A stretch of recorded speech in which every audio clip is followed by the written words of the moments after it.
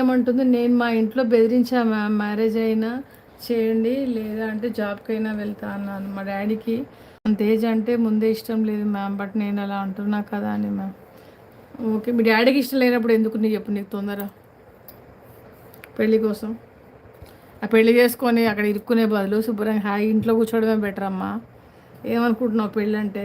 అనవసరం అదొక పోయి కంప చుట్టుకోవడమే అవుతుంది. జాబ్ లేక కెరీర్ లేక పెళ్లి చేసుకోవడం కంప చుట్టుకోవడమే. కంప అంటే తెలుసు కదా, ముళ్ళ కంప.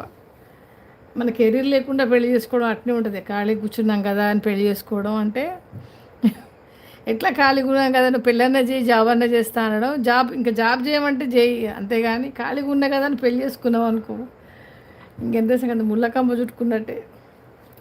అదొక హెడేక్. చలో, ఒక మెంబర్షిప్ క్వశ్చన్ చేయాలి కదా నేను ఇప్పుడు.